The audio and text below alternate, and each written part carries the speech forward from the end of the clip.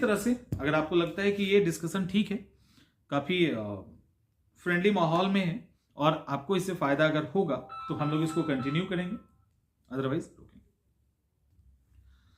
तो अगर ठीक से समझ में आ रहा है और अच्छा लग रहा है तो बताइएगा, हम लोग इसको कंटिन्यू रखेंगे और इसमें मेरे ऊपर भी ज़्यादा बर्डन नहीं आएगा और इसको हम लोग कंटिन्यू कर सकते हैं।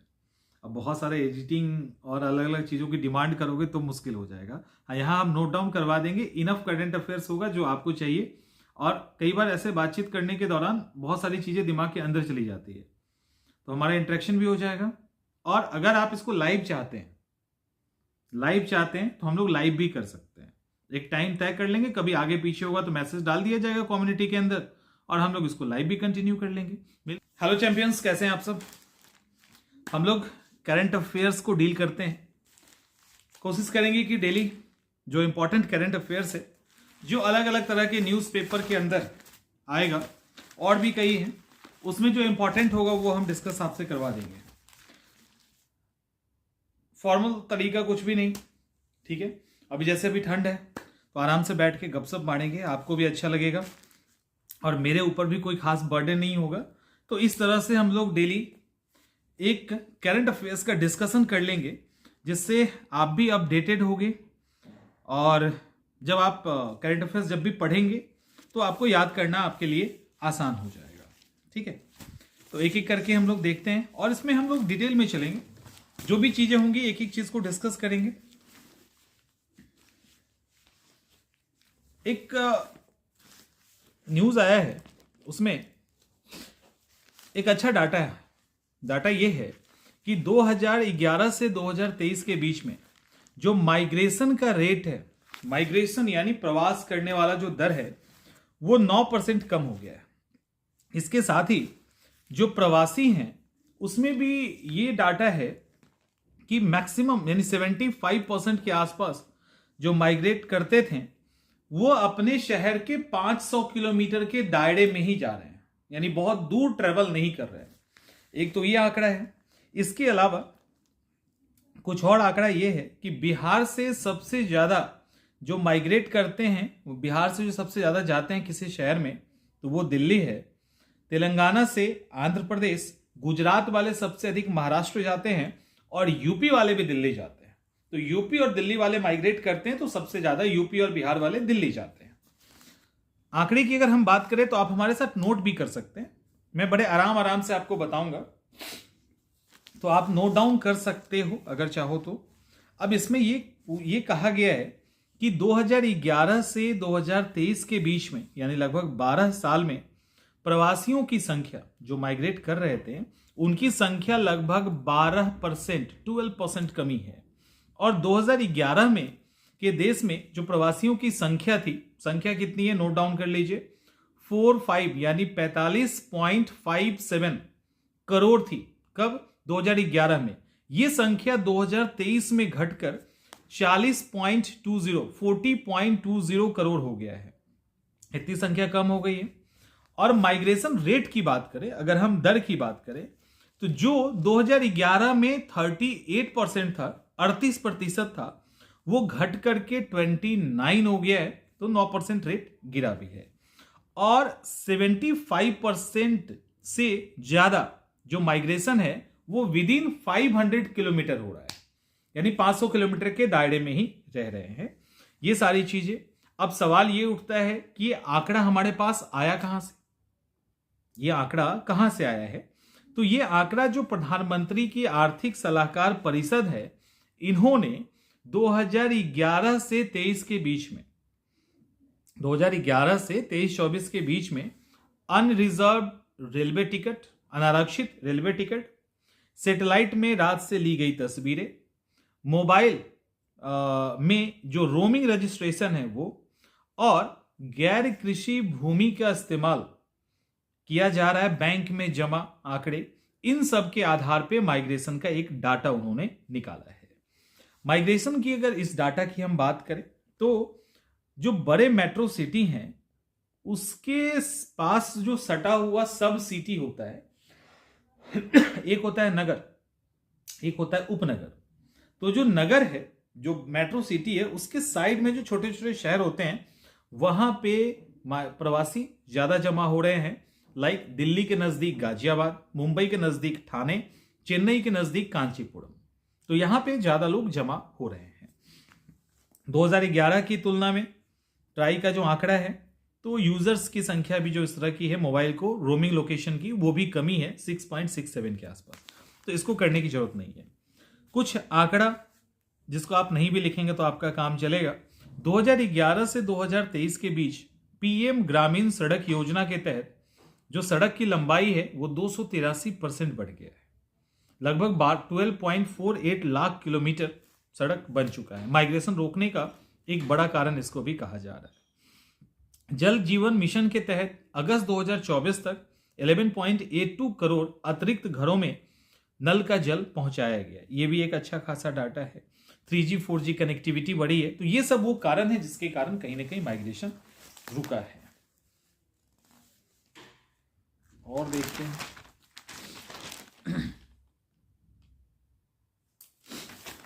एक इंपॉर्टेंट फैक्ट है लेकिन उसको हम लोग दूसरी जगह पे देखेंगे जहां पे डिटेल में दिया हुआ है। एक तो देख लेते हैं यहां पे, दुनिया का पहला अंडर वाटर गोल चक्कर। अंडर वाटर गोल चक्कर कहां है? इंडिया में नहीं है, स्कॉटलैंड और आइसलैंड, नाम सुना होगा। स्कॉटलैंड और आइसलैंड देश है, उनके बीच में फैरो आइसलैंड है जो अभी चर्चा में था, कुछ समय पहले ही चर्चा में था। तो फैरो आइलैंड 18 अलग अलग आइलैंड का समूह है, इनके बीच में कनेक्टिविटी कर दी गई है। तो अंडर वाटर कनेक्टिविटी है, इसके कारण ये राउंड अबाउट या गोल चक्कर जैसा हो गया है और ये सरफेस यानी सी लेवल से 72 मीटर नीचे है। अब इसको देखने के लिए लोग आ रहे हैं। तो दुनिया का पहला राउंड अबाउट या गोल चक्कर जो स्कॉटलैंड और आइसलैंड के फैरो आइसलैंड में जो 18 आइसलैंड है उसको कनेक्ट करता है और सी लेवल से 72 मीटर नीचे है। ठीक है, याद रहेगा।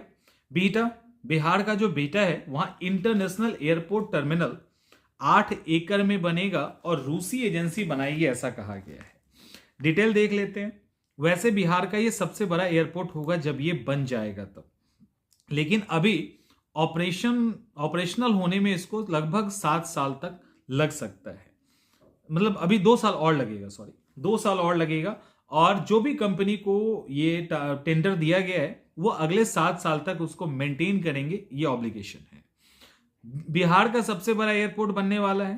टोटल उसका जो टर्मिनल है वो 8 एकड़ में बनेगा और इसके लिए रसियन कंपनी को ठेका दिया गया है।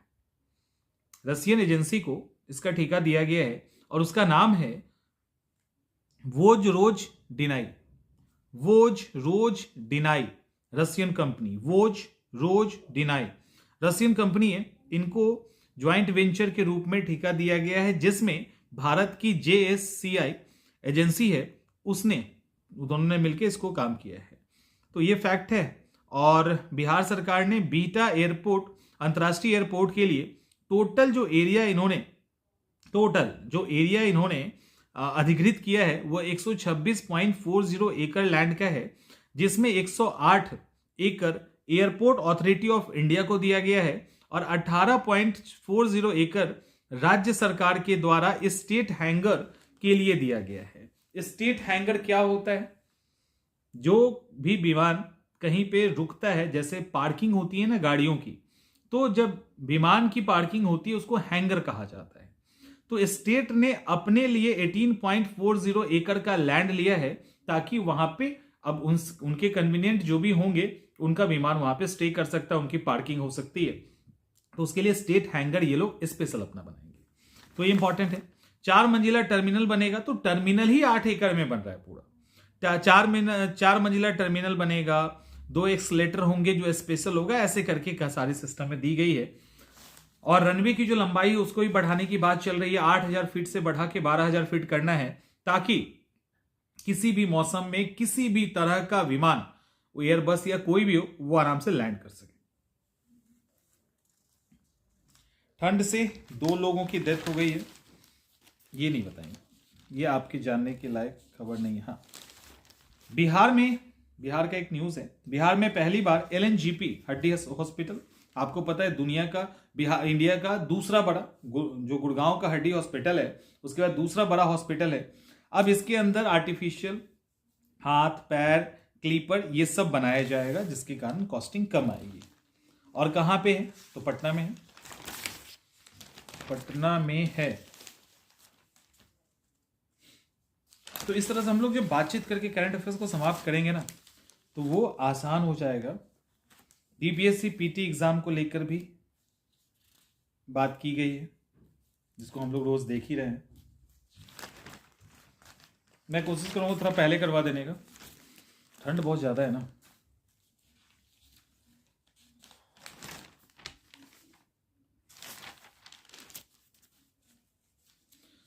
प्रियंका चोपड़ा का एक स्टेटमेंट है, सुन लीजिए, अच्छा है कि बेस्ट बनने का एकमात्र तरीका है तैयारी। बेस्ट बनने का एकमात्र तरीका है तैयारी, और इसके लिए लगातार सीखना जरूरी है। तो किसी भी स्थिति में हम सीखना हमें बंद नहीं करना चाहिए।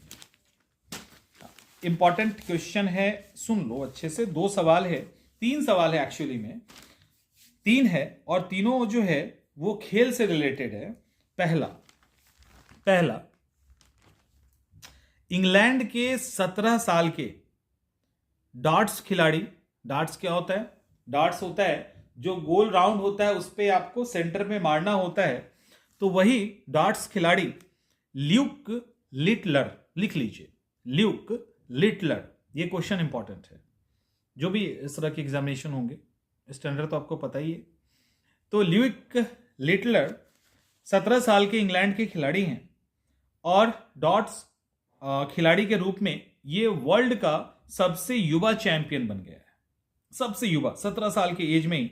और इसके पहले फाइनल के 3 बार, लगातार 3 बार विजेता माइकल वैन जर्मन को 7-3 से हरा दिया, अच्छा खासा। और ये मात्र इसमें इन्होंने एक रिकॉर्ड तोड़ा है एक्चुअली, 17 साल के हैं ना। हाँ, इन्होंने रिकॉर्ड किसका तोड़ा है? तो इन्होंने वैन जर्मन का ही रिकॉर्ड तोड़ा है, जो 24 साल के एज में इसको जीते थे 2014 में। तो इसको इन्होंने हरा दिया, और 17 साल में ही ल्यूक लिटरल ने इसको जीता है, 5 करोड़ रुपए भी मिला है, और इस तरह से वो एक बड़े खिलाड़ी हो गए। एक तो ये, दूसरा एक और है, दक्षिण अफ्रीका के क्रिकेटर को लेकर एक फैक्ट है। उनका नाम है रेयान रिकेल्टन।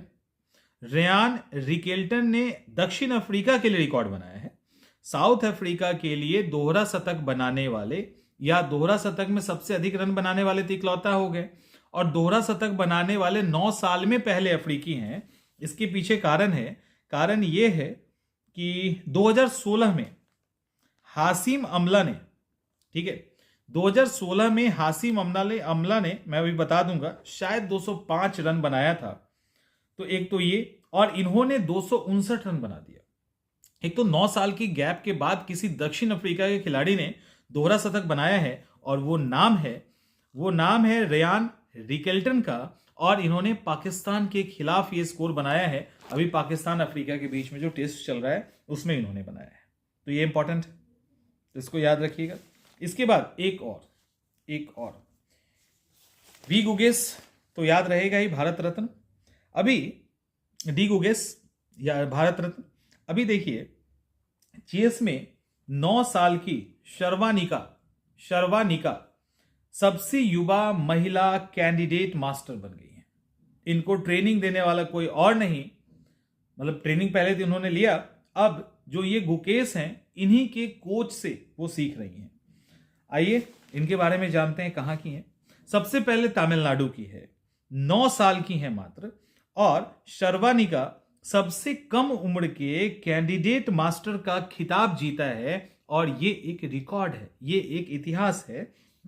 शर्वानिका अंडर 10 वर्ग में वर्ल्ड का तीसरी और भारत की दूसरी महिला खिलाड़ी बन के उभरी हैं, और इनको ग्रैंड मास्टर डी गुकेश के जो कोच हैं विष्णु प्रसन्ना, इन्होंने मार्गदर्शन दिया है। तो विष्णु प्रसन्ना जिन्होंने डी गुकेश को ट्रेन किया, उनका सपोर्ट इनको मिला, और ये अड़ियालूर तमिलनाडु की रहने वाली हैं। इनकी बहन ने उनकी बहन भी तैयारी करती थी, मतलब यही खेलती थी, लेकिन एग्जामिनेशन के कारण उन्होंने अभी खेल को ड्रॉप किया, लेकिन सर्वानिका ने ड्रॉप नहीं किया और फाइनली इन्होंने एक रिकॉर्ड बना दिया। अच्छा, और अच्छी बात क्या है कि इसमें चेस में 3 फॉर्मेट होता है, ये तीनों फॉर्मेट की एक्सपर्ट है। चेस का जो 3 फॉर्मेट होता है उसमें एक है क्लासिक, एक ब्लिट्ज जो आप देखते होंगे करंट अफेयर्स में आता है, तो एक क्लासिक है, दूसरा ब्लिट्ज है और तीसरा रैपिड है। तीनों फॉर्मेट में ये खेलती हैं और तीनों फॉर्मेट में इन्होंने क्लीन स्वीप किया है। इस तरह से सबसे युवा महिला कैंडिडेट मास्टर का इन्होंने खिताब लिया है। तो याद रहेगा, शर्वानिका इधर हो गया, उधर लुइक लिटरल हो गया डॉट्स वाले, और रियान रिकेल्टन जो दक्षिण अफ्रीका के क्रिकेटर हैं।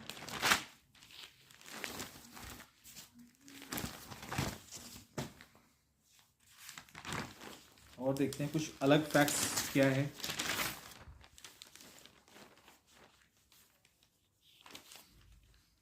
देश का सबसे बड़ा सोलर बिजली घर कजरा। देखिए, इसके बिहार में कुछ जो सोलर पे तो पूरा देश ही काम कर रहा है, बिहार भी लगातार इस पे काम कर रहा है। रूफ टॉप सोलर परियोजना पे लगातार काम किया जा रहा है। और कहा यह गया है, डाटा ये है, क्योंकि आपको पता है ऊर्जा मंत्री बिजेंद्र प्रसाद यादव हैं। तो बिजेंद्र प्रसाद यादव जो ऊर्जा मंत्री हैं, इन्होंने कहा कि दिसंबर 2024 तक टोटल 10,433 सरकारी भवनों पे 94.34 मेगावाट बिजली उत्पादित किया गया है। इसमें एक चीज ध्यान रखिएगा कि ये जो ऊर्जा मंत्री हैं, ठीक है, ये जो ऊर्जा मंत्री हैं, इनका कई सारा डाटा आया है। उसमें इन्होंने कहा है कि पीएम कुसुम योजना के तहत कृषि फीडर का सोलराइजेशन हो रहा है। 1121 पावर सब स्टेशन शक्ति उपकेंद्र से जुड़ा 3681 कृषि फीडर का सोलराइजेशन किया जा चुका है। इसी में इनका जिक्र आया है लखीसराय का। लखीसराय का कजरा करंट अफेयर्स का इंपॉर्टेंट टॉपिक है। जो लखीसराय का कजरा है उसमें 185 मेगावाट का सोलर बिजली घर इस साल स्टार्ट हो जाएगा। नवादा का जो फुलवड़िया है, नवादा का फुलवड़िया, वहां फ्लोटिंग सोलर परियोजना स्टार्ट हो जाएगा। और पटना के बिक्रम में नहर पे जो सोलर परियोजना है वो भी इसी साल स्टार्ट हो जाएगा। इस तरह से और कहा गया है कि देश का सबसे बड़ा बैटरी भंडारण परियोजना है 224 मेगावाट का, तो ये इंपॉर्टेंट है। तो ये सारी चीजें जिससे सस्ती कीमत पे बिजली मिलेगी। तमिलनाडु के पटाखा फैक्ट्री में आग, 6 लोगों की मौत। ट्रेन बहुत लेट चल रहा है, बहुत लेट ट्रेन है। ट्रेन लेट होने के कारण बच्चों का एग्जाम छूट गया।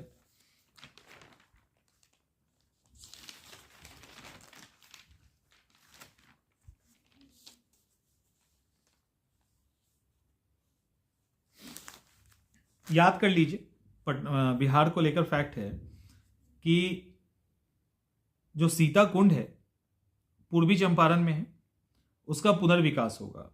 पर्यटन विभाग पूर्वी चंपारण के अंतर्गत चकिया प्रखंड के सीता कुंड का पुनर्विकास किया जाएगा। इसके लिए 13 करोड़ की राशि दी गई है।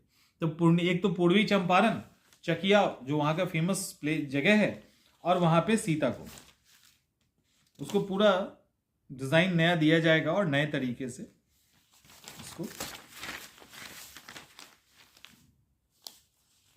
100 रुपए की लालच देकर 3.29 लाख रुपए उड़ाया गया।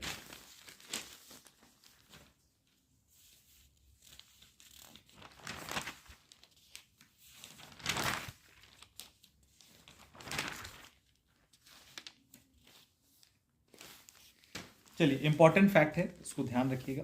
चिदम्बरम साहब, राजगोपाल चिदम्बरम, डेथ हो गया है। इंपॉर्टेंट फैक्ट है इसीलिए कि ये जो राजगोपाल चिदम्बरम साहब हैं, जिनका निधन हो गया, वो 1974 और 1974 एंड 1998 जो दोनों बार परमाणु परीक्षण हुआ था, उसमें उनकी एक महत्वपूर्ण भूमिका है, खास करके 1998 में एपीजे अब्दुल कलाम के साथ वो भी उसको लीड कर रहे थे। फैक्ट ये है कि देश के विख्यात परमाणु वैज्ञानिक राजगोपाल चिदम्बरम का डेथ हो गया, और 1974 से 1978 का जो परमाणु कार्यक्रम है उसमें उनका योगदान रहा है। अबुल कलाम के नेतृत्व में 1998 का जो पोखरण 2 था, उसमें उनका सीधा रोल था। और 11 और 13 मई को 1998 में 11 तारीख और 13 तारीख को परमाणु परीक्षण हुआ था। तो उसके एक तरह से सूत्रधार में से एक थे ये। तो ये इंपॉर्टेंट है, इनको याद रख लीजिए। 1975 में पद्मश्री मिल चुका है, 1999 में पद्म विभूषण मिल चुका है। 1975 में पद्मश्री और 1999 में पद्म विभूषण मिल चुका है।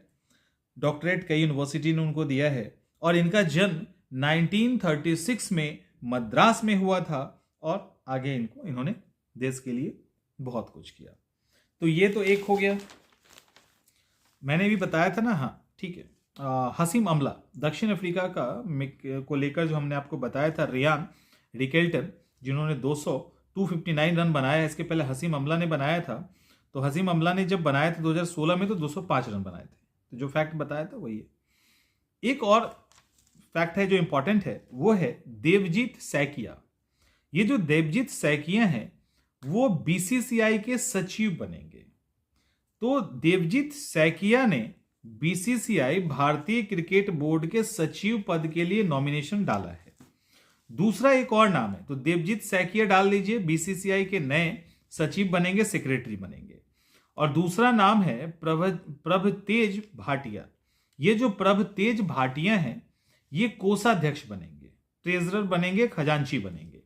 तो प्रभजेत भाटिया को कोषाध्यक्ष बनाया जाएगा, इन्होंने भी नॉमिनेट किया है।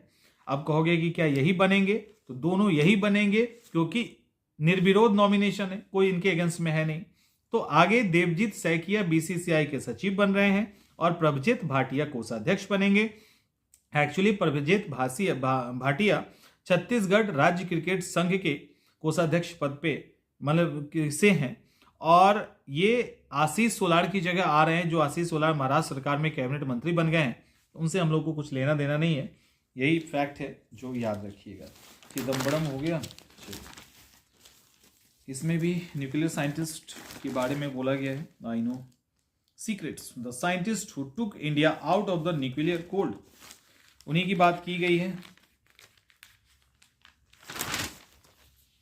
संडे को थोड़ा सा इंडियन एक्सप्रेस में खबर कम होता है।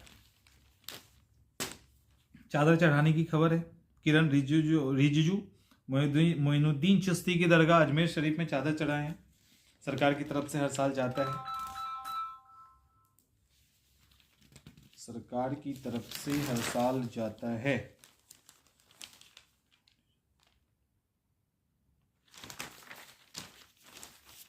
तो आज के लिए ये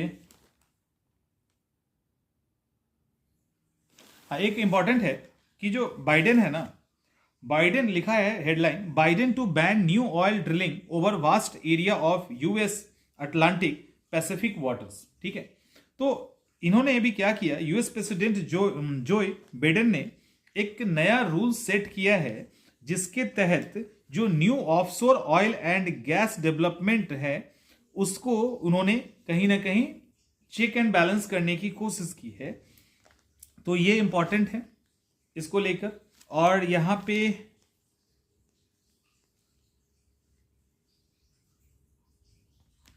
कि नया कोई भी जो है ना ऑफशोर ऑयल और ये सारा कुछ भी खुदाई नहीं होगा।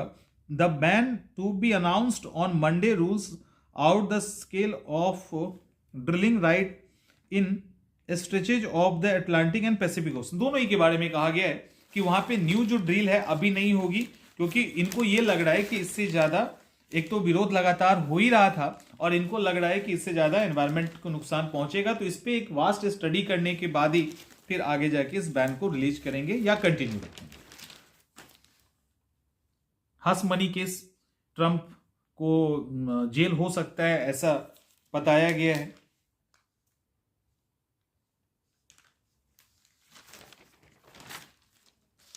एक है आर्टिकल जिसको हम लोग देख सकते हैं, जिसको हम बाद में बताएंगे आपको। आर्टिकल में लिखा है come home, Ghana told African diaspora now some back American take its citizenship. तो ये बात कही गई है, ये एक आर्टिकल है जिसको लेकर हम लोग डिटेल में बात करेंगे। और ये किसने कहा है, घाना ने कहा है। ठीक है, चलो आज के लिए इतना ही करंट अफेयर्स। इसी तरह से अगर आपको लगता है कि ये डिस्कशन ठीक है, काफी फ्रेंडली माहौल में है और आपको इससे फायदा अगर होगा तो हम लोग इसको कंटिन्यू करेंगे, अदरवाइज रोकेंगे। तो अगर ठीक से समझ में आ रहा है और अच्छा लग रहा है तो बताइएगा, हम लोग इसको कंटिन्यू रखेंगे और इसमें मेरे ऊपर भी ज़्यादा बर्डन नहीं आएगा और इसको हम लोग कंटिन्यू कर सकते हैं। अब बहुत सारे एडिटिंग और अलग अलग चीज़ों की डिमांड करोगे तो मुश्किल हो जाएगा। हाँ, यहाँ हम नोट डाउन करवा देंगे, इनफ करंट अफेयर्स होगा जो आपको चाहिए। और कई बार ऐसे बातचीत करने के दौरान बहुत सारी चीज़ें दिमाग के अंदर चली जाती है, तो हमारा इंटरेक्शन भी हो जाएगा। और अगर आप इसको लाइव चाहते हैं तो हम लोग लाइव भी कर सकते हैं। एक टाइम तय कर लेंगे, कभी आगे पीछे होगा तो मैसेज डाल दिया जाएगा कम्युनिटी के अंदर और हम लोग इसको लाइव भी कंटिन्यू कर लेंगे। मिलते हैं हम लोग नेक्स्ट सेशन में। गुड नाइट आज के लिए।